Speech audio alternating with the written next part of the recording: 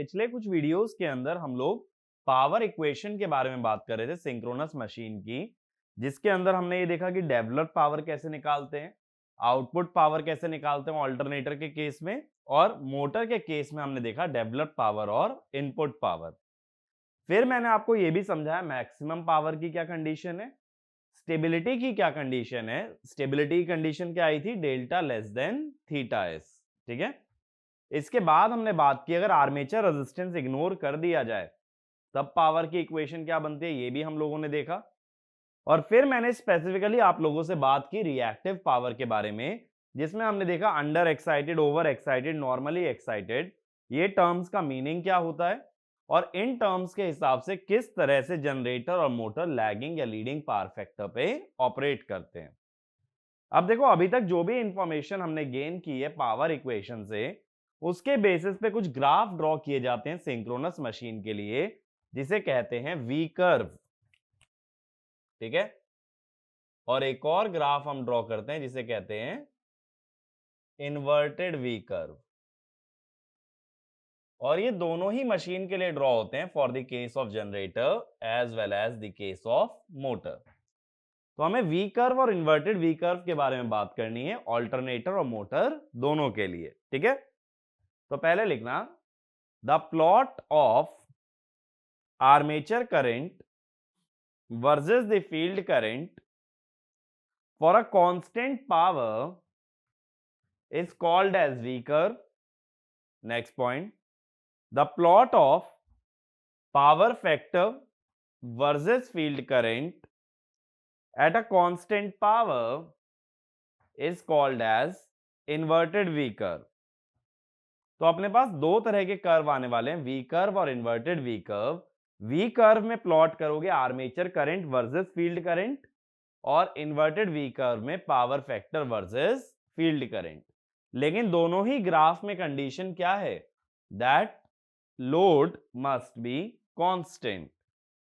तो सबसे पहले ऑल्टरनेटर से स्टार्ट करता हूं। ठीक है, पहले बात करने वाला हूं ऑल्टरनेटर की। अब मैं ये बोल रहा हूं, ये मान के चलो कि भाई आउटपुट पावर इज कांस्टेंट। ठीक है, आउटपुट पावर क्या होती है जनरेटर की, VT I A cos phi. ठीक है, इज कांस्टेंट। अब मान लो कि generator is connected to infinite bus bar. Infinite bus बार का मतलब देखो बेसिक सा इतना होता है कि इस पे large number of generators connected है। तो लार्ज नंबर ऑफ जनरेटर्स जब कनेक्टेड होते हैं तो हम ये कहते हैं VT and frequency are constant. अभी के लिए इतना बेसिक याद रखो बस कि वीटी और फ्रीक्वेंसी कांस्टेंट होते हैं for the case of a infinite बस बार। अगर वीटी कांस्टेंट है तो ये जो इक्वेशन हमने लिखी है इसको नीचे लाते हुए मैं ऐसा लिख सकता हूं कि I A cos phi is constant. अब हमने तो पावर की एक और इक्वेशन पढ़ी है जो पिछले कुछ वीडियोस में हमने कवर किया है कि पावर का एक्सप्रेशन ये भी होता है ई F V T by Xs sine delta. ठीक है, इसका मतलब है आर ए को इग्नोर कर रखा है। ठीक है, तो इसके ब्रैकेट में लिख भी लेना आर्मेचर रेजिस्टेंस इग्नोर्ड। अब देखो वीटी तो फिक्स है, एक्सेस डिपेंड करता है फ्रीक्वेंसी पे। अगर फ्रीक्वेंसी भी कांस्टेंट है तो एक्सेस भी कांस्टेंट है। वीटी और एक्सेस अगर कांस्टेंट है तो हम कह सकते हैं ई एफ साइन डेल्टा ये भी कांस्टेंट ही आने वाला है। तो अब अपने पास दो इक्वेशन आ गई, एक तो आई ए कॉस फाई कांस्टेंट और एक E F sine delta constant. अब देखो, ग्राफ बनाने से पहले वी कर्व या इन्वर्टेड वी कर्व हमें इसका फेजर डायग्राम बनाना पड़ेगा for the case of alternator. अब फेजर डायग्राम कैसे बनता है, सबसे पहले देखो वीटी बना लेंगे। वीटी तो फिक्स रखना है ना, ये हो गया वीटी। अभी के लिए IA ले लो एक, जिसे मैंने बोल दिया IA1 लैग कर रहा है और इसका एंगल है φ1।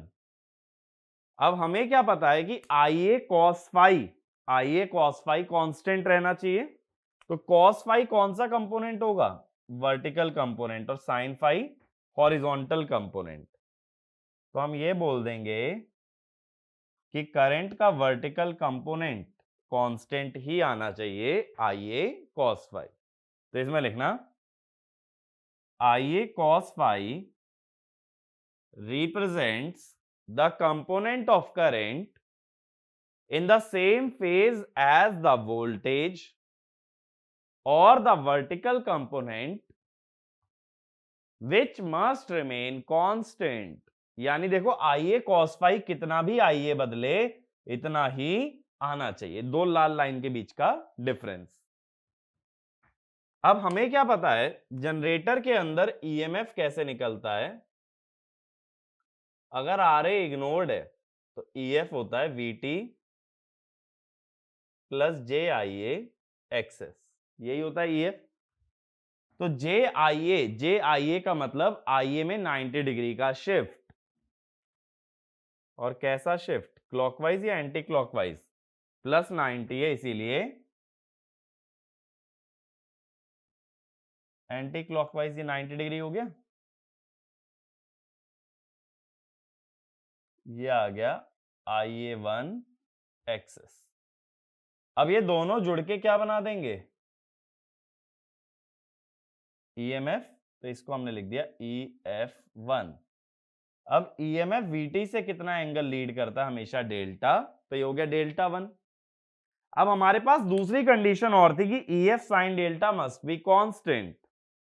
अब EF साइन डेल्टा क्या होगा? EF के भी दो कंपोनेंट होंगे, हॉरिजॉन्टल और वर्टिकल। तो EF साइन डेल्टा जो होगा ना वो ये होगा,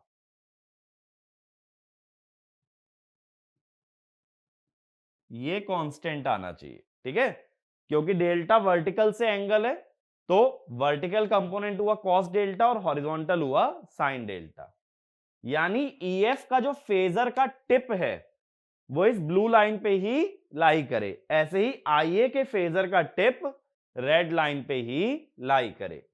तो यार लिख भी लेना, अपनी लैंग्वेज में लिख लेना कि IA का टिप रेड लाइन पे लाई करना चाहिए और EF का टिप ब्लू लाइन पे।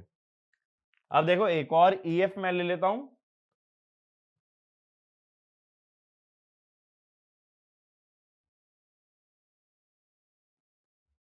डेल्टा2। अब देखो IA2 एक्सेस ऐसा हो गया हॉरिजॉन्टल, यानी IA2 कैसा आया होगा? वर्टिकल, और उसका टिप रेड लाइन पे। बात समझे? मैंने EF ऐसा लिया ही है जिसके अंदर जो वोल्टेज का ड्रॉप है वो हॉरिजॉन्टल आ जाए, इसको मैं कह देता हूं EF2। अब एक और ज्यादा नीचे ले लो,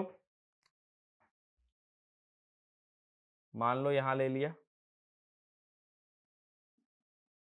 EF3,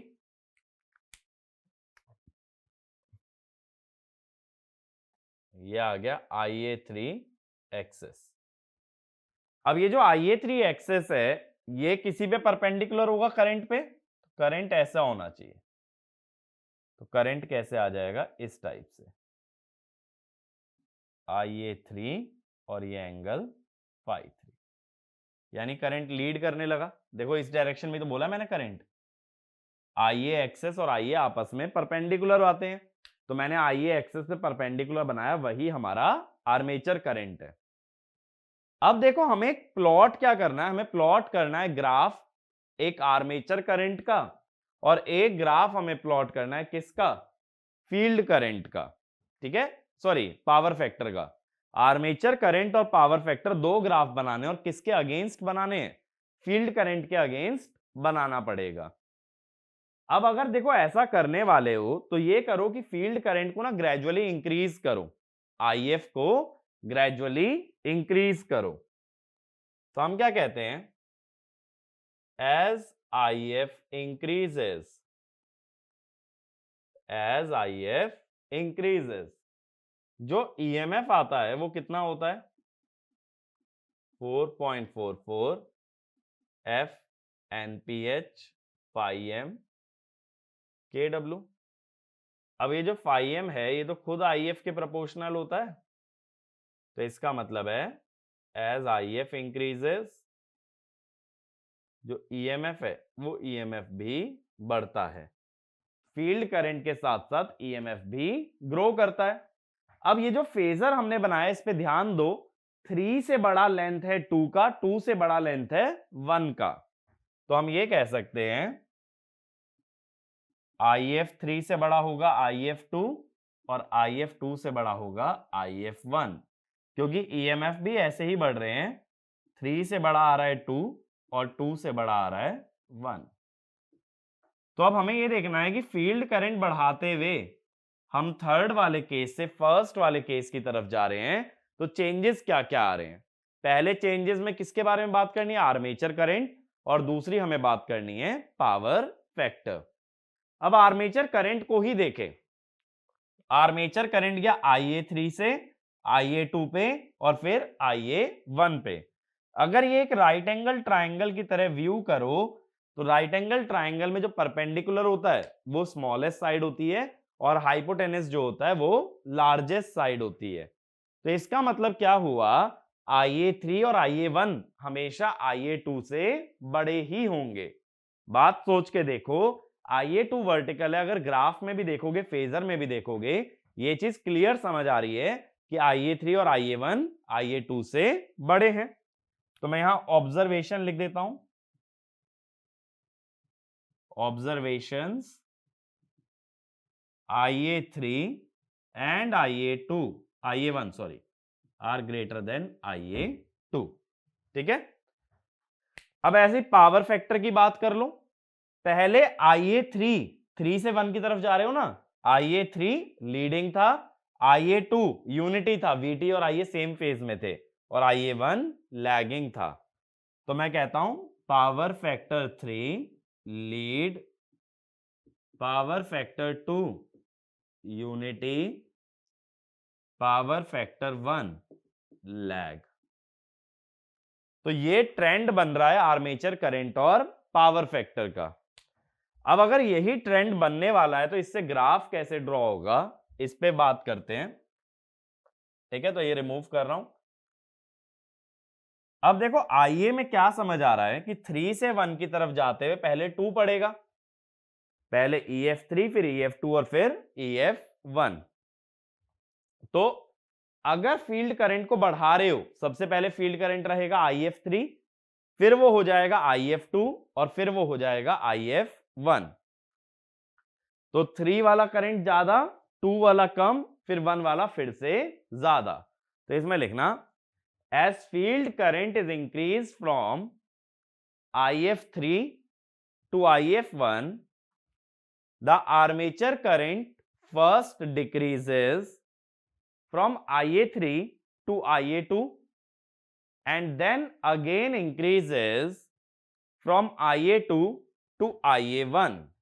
ठीक है, पहले आर्मेचर करंट घटता है और फिर आर्मेचर करंट बढ़ता है। ऐसे पावर फैक्टर की बात कर लेते हैं। अगला पॉइंट लिखो, as field current is increased from IF3 to IF2 power factor goes from leading to unity, and if the field current is further increased from IF2 to IF1 power factor goes from unity to lagging। ठीक है, पहले leading से आएगा unity पे और फिर unity से जाएगा लैगिंग पे। तो पहले अगर आर्मेचर करंट की बात की जाए,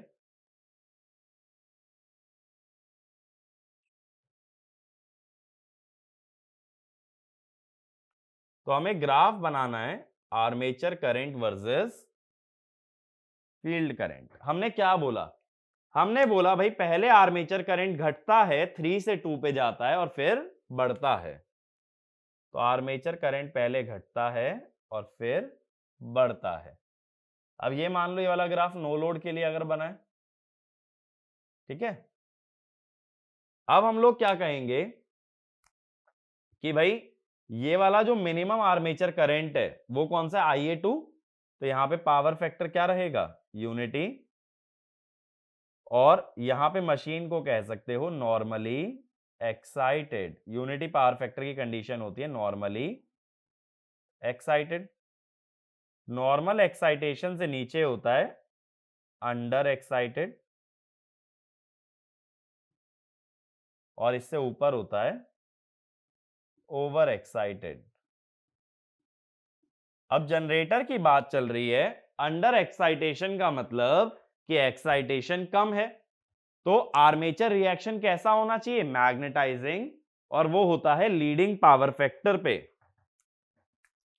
इसीलिए इधर पावर फैक्टर आता है लीडिंग और इधर पावर फैक्टर आता है लैगिंग। बात क्लियर हुई? अब देखो नो लोड का मतलब है कि कोई लोड कनेक्टेड नहीं है। मान लो लोड कनेक्ट कर दिया जाए, लोड कनेक्ट कर दो या ज्यादा पावर अगर मशीन से ड्रॉ करोगे तो आर्मेचर करंट ज्यादा ही आएगा। तो ज्यादा पावर ड्रॉ करने से ज्यादा करंट आता है। ये मान लो P3, P2, P1, तो P3 greater than P2 greater than P1। जितना ज्यादा पावर ड्रॉ करोगे उतना ही ज्यादा करंट रिक्वायर्ड होगा। अब ये जो यूपीएफ वाले पॉइंट्स है ना, इनको अगर जोड़ दो तो ये यूपीएफ का कंपाउंडिंग कर्व आता है। याद करो ऑल्टरनेटर की कैरेक्टरिस्टिक में हमने दिखाए थे कंपाउंडिंग कर्व, जो लास्ट कर्व होते थे उसमें हम आईएफ वर्सेस आईए प्लॉट करते थे। तो आईएफ वर्सेस आईए में अगर यूपीएफ का कर्व देखोगे तो वो ऐसा ही आएगा। लीडिंग वाले में क्या होगा, लीडिंग वाला ग्राफ इधर से जाता है और लैगिंग वाला इधर से। ये कौन से ग्राफ हैं इसके ऊपर, कंपाउंडिंग कर्व। तो कंपाउंडिंग कर्व भी सुपर इंपोज कर सकते हैं in case of V curve, क्योंकि उसमें आईएफ वर्सेस आईए तो प्लॉट करते हो। तो एक बार ये वाला पॉइंट लिख लेना, the dotted curve on V curve represent the compounding curve in which we study variation of field current with armature current at different power factors। ठीक है, नेक्स्ट पॉइंट लिखो, as the load on alternator is increased the V curves are shifted upwards because higher load requires higher amount of armature current, hence for same power factor the current will increase, for same power factor the current will increase। अब देखो इसके बाद बात किसकी रह गई, इसके बाद बात रह गई इन्वर्टेड वी कर्व की। अब इन्वर्टेड वी कर्व में हमें क्या ड्रॉ करना है, हमें ग्राफ प्लॉट करना है power factor versus field current. Power factor की मैक्सिमम वैल्यू क्या हो सकती है, 1। सिंपल सी बात है, 1 से ऊपर तो नहीं हो सकता ना cos फाई। अब पावर फैक्टर कैसे था, पहले लीडिंग था फिर यूनिटी यानी 1 बना, फिर आ गया लैगिंग। तो लीडिंग से यूनिटी जाने का मतलब है पावर फैक्टर बढ़ा, तो पावर फैक्टर बढ़ा, यूनिटी को टच करके फिर आ गया लैगिंग। तो इधर लीड और इधर लैग, और ये यूनिटी को टच कर गया, तो इधर हो गया अंडर एक्साइटेड कम फील्ड करंट पे, और इधर हो गया ओवर एक्साइटेड। लेकिन इसके अंदर भी अगर मुझे सेम स्टडी करनी है कि पावर बढ़ाने से क्या होगा, यानी if the load on the machine is increased what happens to the inverted V curve. और इसको इन्वर्टेड वी कर्व क्यों बोल रहे हो, क्योंकि देखो इसका जो शेप है वो इन्वर्टेड वी की फॉर्म में आ रहा है, यानी वी से उल्टा आ रहा है, तो that is your inverted V curve. अब देखो क्या होगा, अगर बात करते हैं यहां पे, तो हम कहते हैं एज लोड इंक्रीजेस, लोड बढ़ने से हमें ये तो पता है आर्मेचर करंट बढ़ता है। आर्मेचर करंट अगर बढ़ेगा तो लीडिंग पावर फैक्टर पे मैग्नेटाइजिंग इफेक्ट इंक्रीज कर रहा है। मैग्नेटाइजिंग इफेक्ट अगर इंक्रीज कर रहा है, या ऐसा सोचो अगर आर्मेचर करंट बढ़ रहा है तो आर्मेचर रिएक्शन बढ़ेगा, लीडिंग पावर फैक्टर पे वो मैग्नेटाइजिंग होगा, तो एक तरह से मैग्नेटाइजिंग इफेक्ट बढ़ रहा है। अगर मैग्नेटाइजिंग इफेक्ट बढ़ रहा है तो फील्ड करंट कम कर सकते हो फॉर सेम पावर फैक्टर। मैं बात कर रहा हूं सेम पावर फैक्टर, कम फील्ड करंट पे आएगा। और लैगिंग है तो डीमैग्नेटाइजिंग इफेक्ट बढ़ रहा है, डीमैग्नेटाइजिंग इफेक्ट बढ़ रहा है तो फील्ड करंट उसको कंपेंसेट करने के लिए बढ़ाना पड़ेगा। देखो इस बात का मतलब समझो, अगर तुम्हें सेम पावर फैक्टर चाहिए तो अगर आर्मेचर करंट बढ़ता है तो उसका मैग्नेटाइजिंग या डीमैग्नेटाइजिंग इफेक्ट बढ़ता है। मैग्नेटाइजिंग इफेक्ट बढ़ता है तो आईएफ को घटाना पड़ेगा, और अगर डीमैग्नेटाइजिंग इफेक्ट बढ़ता है तो आईएफ को बढ़ाना पड़ेगा। इस वजह से ग्राफ में चेंज क्या आ जाता है कि ग्राफ जो है ना अपने राइट में शिफ्ट होने लगता है। यानी अब देखो लैगिंग पावर फैक्टर के लिए, सेम पावर फैक्टर के लिए ज्यादा फील्ड करंट की हमें जरूरत पड़ेगी। बात क्लियर हुई? राइट शिफ्ट हो रहा है। तो ये वाला कर्व अगर पावर P1 के लिए है और ये P2 के लिए है तो P2 is greater than P1। ठीक है, तो एक पॉइंट लिख लेना, as the load on the machine is increased the armature current increases and so does the armature reaction, and in order to compensate the additional armature reaction, field current must be increased at same power factor. Field current must be increased at same power factor, and hence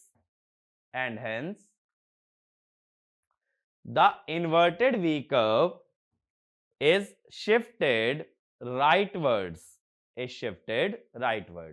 जैसे V curve ऊपर की तरफ shift होते हैं, inverted V curve right hand side की ओर shift हो जाता है। इसके अलावा देखो एक और तरीका है समझने का, अगर ये IA की लेंथ बढ़ा दोगे तो ये IA एक्सेस की लेंथ बढ़ जाएगी तो EF बढ़ जाएगा, EF बढ़ेगा तो IF भी बढ़ेगा। IF बढ़ने का मतलब है कि कर्व किस तरफ शिफ्ट हो रहा है? राइट की तरफ शिफ्ट हो रहा है। ठीक है, ये बात क्लियर हुई, जो V कर्व और इन्वर्टेड V कर्व है। अब देखो इस पे क्वेश्चन किस टाइप से फ्रेम कर दिया जाता है, वो ऐसा बोल देगा, alternator is operating in leading power factor, now field current is increased, what happens to armature current. तो लीडिंग रीजन में मुझे पता है राइट हैंड साइड जाते हुए या फील्ड करंट बढ़ाते हुए आर्मेचर करंट घटता है। तो इस तरह के जो क्वालिटेटिव क्वेश्चंस होते हैं, जो थ्योरी बेस्ड क्वेश्चन होते हैं, काफी क्वेश्चंस का आंसर तुम V कर्व और इन्वर्टेड V कर्व से दे सकते हो। सेम चीज पावर फैक्टर में, मैं बोल दूं alternator is operating in lagging power factor region, what happens if we increase the excitation. तो लैगिंग में IF बढ़ाने से या सीधे हाथ पे जाने से पावर फैक्टर कम हो जाता है। ठीक है, तो इस तरह से क्वेश्चन बन सकते हैं।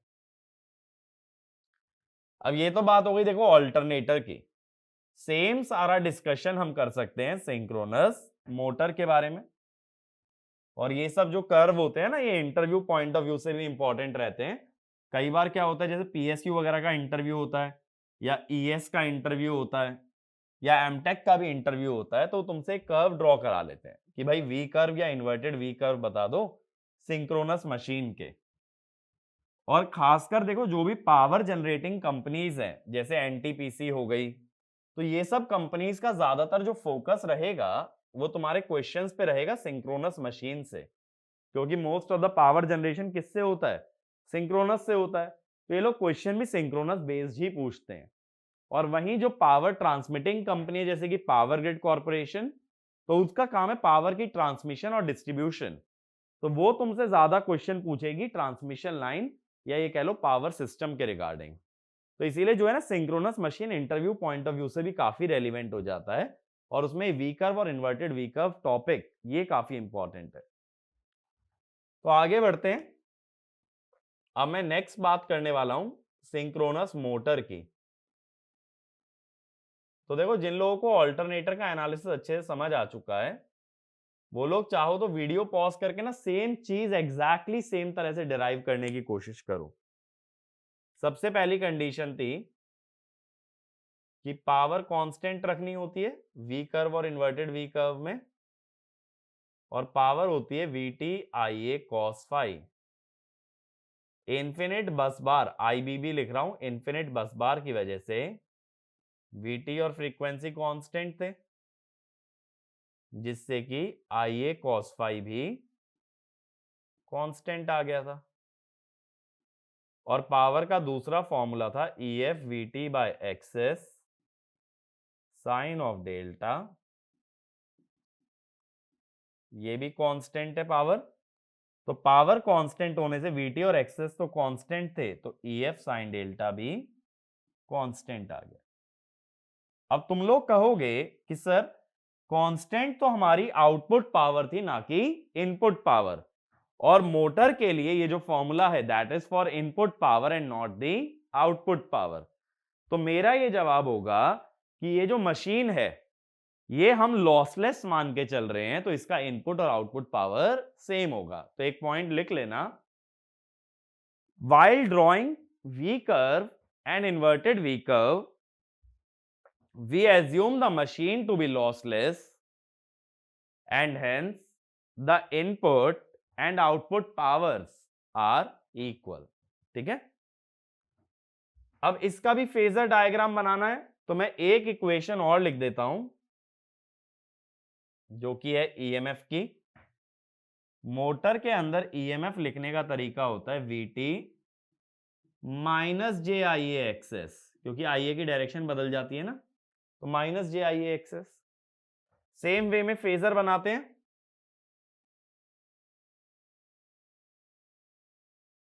सबसे पहले ये बन गया अपना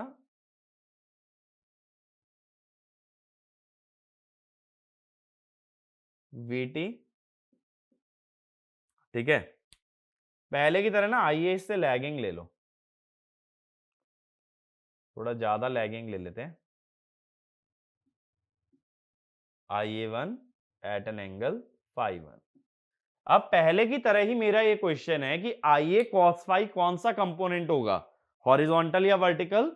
तो जब वर्टिकल से एंगल फाई है तो वर्टिकल प्रोजेक्शन होगा cos फाई और हॉरिजॉन्टल प्रोजेक्शन होगा sin फाई।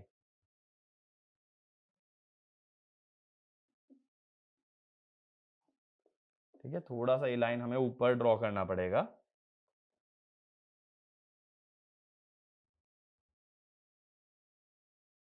तो ये वर्टिकल प्रोजेक्शन हमारा इतना ही रहना चाहिए, ठीक है ना। अब हमें क्या करना पड़ेगा, वीटी पे, वीटी में से जे आई एक्सेस सब्ट्रैक्ट करना है। माइनस जे का मतलब क्या हुआ कि 90 डिग्री क्लॉकवाइज आना है।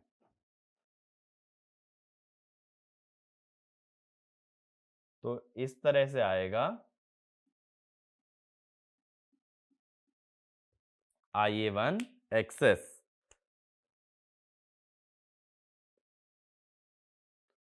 तो ये बन जाएगा EF1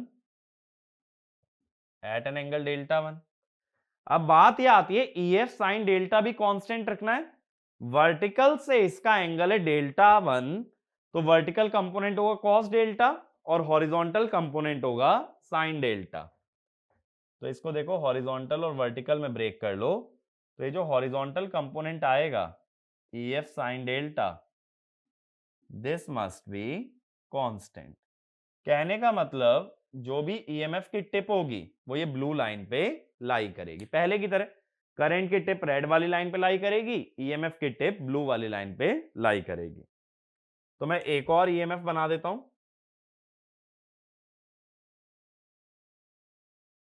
ये सपोज मैंने बना दिया EF2 eight an angle delta 2। अब इसमें जो आर्मेचर करंट का फेजर आएगा वो आएगा IA2 एक्सेस। तो IA2 जो आएगा वो यूनिटी पावर फैक्टर पे आ जाएगा, क्योंकि IA एक्सेस IA के परपेंडिकुलर है, तो IA एक्सेस अगर हॉरिजॉन्टल है तो IA वर्टिकल होगा। ऐसे ही एक तीसरा और बना लो, इसी पे एक तीसरा और बना लिया जाए जो कि और ऊंचा EMF हो जाए, ये EF3।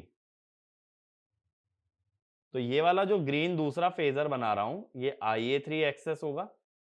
IA3 एक्सेस अगर ऐसे है तो IA3 इस टाइप से होगा एट एन एंगल φ3। अब अगेन देखो पिछली वाली कहानी चल रही है। अब मैं कहूंगा जब मैं फील्ड करंट बढ़ाता हूं, IF1 से मैं बढ़ाता हूं IF2 पे और IF2 से मैं बढ़ाता हूं IF3 पे, तो फील्ड करंट बढ़ाने से EMF जो कि फ्लक्स या फील्ड करंट के प्रोपोर्शनल है वो भी बढ़ता है। तो EMF बढ़ने से अब क्या क्या इफेक्ट आ रहा है हमारे आर्मेचर करंट और पावर फैक्टर पे, इस बारे में हमें बात करनी है। तो 1 से 3 की तरफ जाओगे तो ये देखोगे आर्मेचर करंट पहले लैगिंग था, फिर यूनिटी हुआ, फिर वो हो गया लीडिंग। तो अगर मैं पावर फैक्टर की बात करूं तो पावर फैक्टर पहले लैगिंग था, फिर यूनिटी गया और फिर वो गया लीडिंग। आर्मेचर करंट की अगर बात करें, अगेन वही राइट एंगल ट्राइंगल वाला कॉन्सेप्ट लगाओ। ऑब्वियसली परपेंडिकुलर से बड़ा हाइपोटेनस होता है, तो अगर परपेंडिकुलर से बड़ा हाइपोटेनस होता है तो IA1 से गया IA2 पे जो कि लेस देन IA1 था, फिर इससे गया IA3 पे जो कि ग्रेटर देन IA2 था। यानी पहले तो डिक्रीज हुआ और फिर ये यहां पे इंक्रीज हुआ, ठीक है। और इधर पावर फैक्टर पहले इंक्रीज हुआ और फिर डिक्रीज। तो ट्रेंड देखो सेम है जो कि ऑल्टरनेटर में भी था कि करंट पहले घटता है फिर बढ़ता है और पावर फैक्टर पहले बढ़ता है और बाद में घटता है। वही सेम ट्रेंड आ रहा है। अगर सेम ट्रेंड आ रहा है और ग्राफ ड्रॉ किया जाए तो सबसे पहला ग्राफ मैं बनाने वाला हूं armature current versus field current, यानी कि V curve, IA versus IF।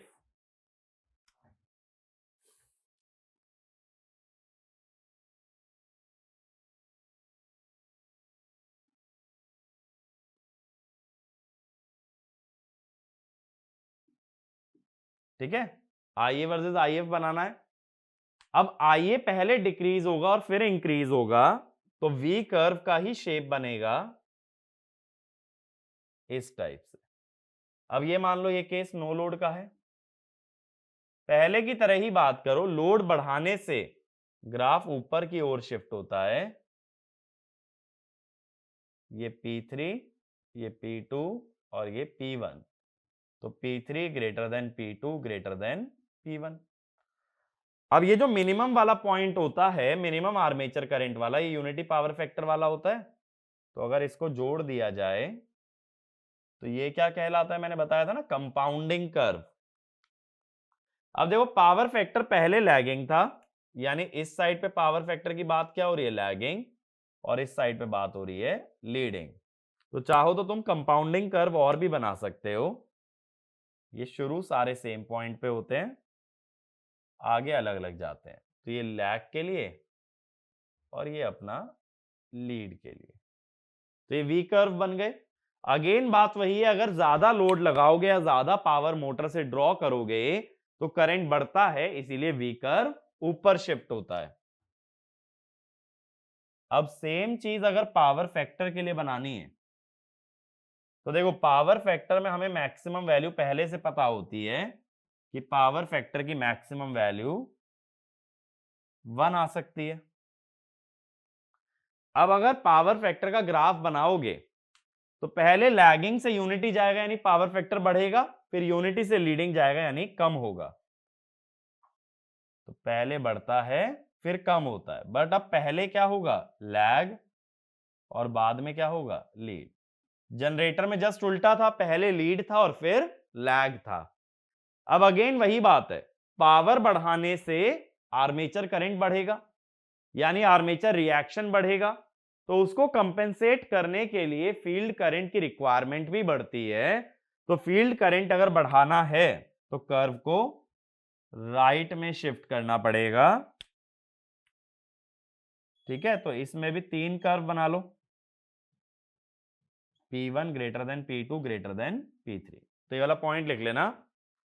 If the load is increased, armature current increases, so armature reaction also increases, and to compensate the effect of armature reaction, the field current needs to be increased, so the inverted V curve shifts towards right।